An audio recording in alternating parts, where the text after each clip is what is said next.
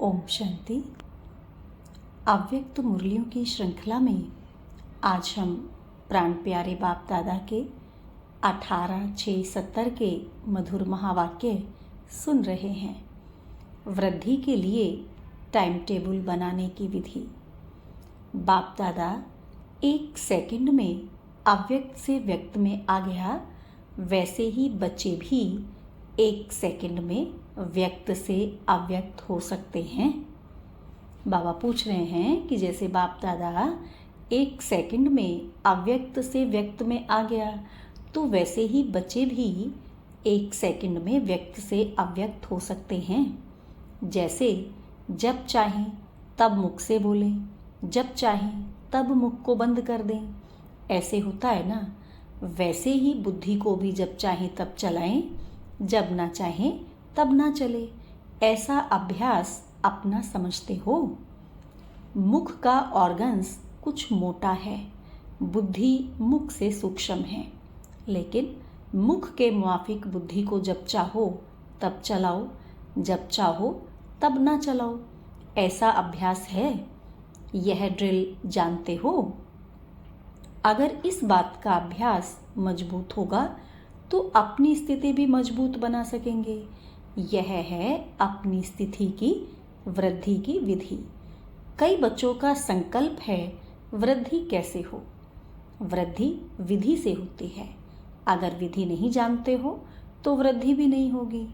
आज बाप दादा हर एक की वृद्धि और विधि दोनों देख रहे हैं। अब बताओ क्या दृश्य देखा होगा। हर एक अपने आप से पूछे और देखे कि वृद्धि हो रही है। तो बहुतों ने हाथ उठाया। बाबा ने कहा मेजॉरिटी अपनी वृद्धि से संतुष्ट हैं। अच्छा, सारा दिन में अव्यक्त स्थिति कितना समय कायम रहती है? बिंदी रूप के लिए नहीं पूछते हैं, अव्यक्त स्थिति कितना समय रहती है। बाप दादा संपूर्ण स्टेज को सामने रख पूछते हैं और आप अपने पास्ट के पुरुषार्थ को सामने रख सोचते हो। कितना फर्क हो गया। वर्तमान समय पढ़ाई की मुख्य सब्जेक्ट्स कौन सी चल रही हैं? मुख्य सब्जेक्ट यह पढ़ रहे हो कि ज़्यादा से ज़्यादा अव्यक्त स्थिति बने। तो मुख्य सब्जेक्ट में रिजल्ट तो कम है। निरंतर याद में रहने की संपूर्ण स्टेज के आगे 1-2 घंटा क्या है। इनसे ज़्यादा अपनी अव्यक्त स्थिति बनाने की विधि बुद्धि में है। अगर विधि है तो वृद्धि क्यों नहीं होती है? कारण विधि का ज्ञान सारा स्पष्ट बुद्धि में आता है, लेकिन एक बात नहीं आती, जिस कारण विधि का मालूम होते भी वृद्धि नहीं होती है। तो वह कौन सी बात है? अच्छा, आज वृद्धि कैसे हो उस पर सुनाते हैं। एक बात जो नहीं आती वह यह है कि विस्तार करना और विस्तार में जाना आता है, लेकिन विस्तार को जब चाहे तब समेटना और संभालना, यह प्रैक्टिस कम है। ज्ञान के विस्तार में आना भी जानते हो, लेकिन ज्ञान के विस्तार को समाकर ज्ञान स्वरूप बन जाना, बीज रूप बन जाना, इसकी प्रैक्टिस कम है। विस्तार में जाने से टाइम बहुत व्यर्थ जाता है और संकल्प भी व्यर्थ जाते हैं। इसीलिए जो शक्ति जमा होनी चाहिए वह नहीं होती। इसके लिए क्या प्लान रचो, वह आज सुनते हैं। सारे विश्व में बड़े से बड़े कौन हैं? तो कहा हम ब्राह्मण। तो बड़े से बड़े आदमी क्या करते हैं? आजकल के जो बड़े आदमी हैं वह क्या साधन अपनाते हैं जिससे बड़े बड़े कार्य में सफलता पाते हैं? तो वह पहले अपने समय को सेट करते हैं, अपना टाइम टेबल बनाते हैं। जितना बहुत बिजी होगा उतना उसका 1-1 घंटे का टाइम टेबल बनाते हैं। अगर टाइम टेबल नहीं होगा तो टाइम को सफल नहीं कर सकेंगे। टाइम को सफल नहीं करेंगे तो कार्य भी सफल नहीं होगा। इसीलिए आजकल के बड़े आदमी हर समय का टाइम टेबल बनाते हैं, अपनी डायरी में नोट रखते हैं। जब आप ब्राह्मण बड़े से बड़े हो तो आप अपना टाइम टेबल रखते हो? तो बाबा ने कहा यह एक विधि है। जैसे वह लोग सवेरे दिन आरंभ होते ही टाइम टेबल बनाते हैं, इस रीति आप हर एक अमृत वेले से ही टाइम टेबल बनाओ कि आज के दिन क्या क्या करना है। जैसे शारीरिक कार्य का टाइम टेबल बनाए हैं, वैसे आत्मा की उन्नति का भी टाइम टेबल बनाओ। समझा? तो इसमें अटेंशन और चेकिंग कम है।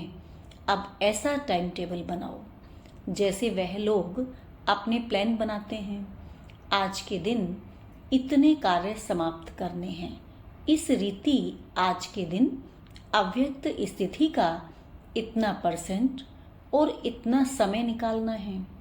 टाइम प्रमाण चलने से एक ही दिन में अनेक कार्य कर सकते हैं। टाइम टेबल नहीं होगा तो अनेक कार्य कर नहीं सकेंगे। तो अपनी डायरी बनाओ, जैसे 1 घंटे का स्थूल कार्य बना हुआ है, इस रीति आत्मा की उन्नति का कार्य नोट करो, प्लान बनाओ। फिर जैसे स्थूल कार्य करने के बाद उस पर राइट डालते हो ना, यह हो चुका, यह नहीं हुआ। तो इस रीति जो भी प्लान बनाते हो वह कहाँ तक प्रैक्टिकल में हुआ व नहीं हुआ, न होने का कारण और साथ उसका निवारण का साधन सोचकर आगे बढ़ते जाओ। आज के दिन यह करके ही छोड़ूंगा, ऐसे ऐसे पहले से प्रतिज्ञा करो। कोई भी कार्य करने के लिए पहले प्रतिज्ञा होती है, फिर प्लान होता है और फिर होता है प्रैक्टिकल, और प्रैक्टिकल के बाद फिर होती है चेकिंग कि यह हुआ, यह नहीं हुआ। चेकिंग के बाद जो बीती सो बीती, आगे उन्नति का साधन रखते हैं। जैसे आप लोगों ने नए विद्यार्थियों के लिए साप्ताहिक पाठ्यक्रम बनाया है ना, तो आत्मा की उन्नति के लिए भी साप्ताहिक प्लान बना सकते हो। जैसे यहाँ मधुबन में जब आते हो तो कुछ छोड़ करके जाते हो, कुछ भर करके जाते हो। मधुबन में आते हो तो कुछ छोड़ कर जाते हो, तो कुछ भर कर जाते हो। इस रीति से हर दिन कुछ छोड़ो और कुछ भरो। जब इतना अटेंशन रखेंगे तब समय के पहले संपूर्ण बन सकेंगे। समय के अनुसार अगर संपूर्ण बने तो इसकी इतनी प्राप्ति नहीं होती है। समय के पहले संपूर्ण बनना है। संपूर्णता क्या चीज़ है, उसका अनुभव करेंगे। ईश्वरीय अतीन्द्रिय सुख निरंतर क्या होता है, उसका अनुभव यहाँ ही करना है। अब देखेंगे कि कायदे मुजीब कैसे अपना टाइम टेबल व साप्ताहिक कार्यक्रम बनाते हो।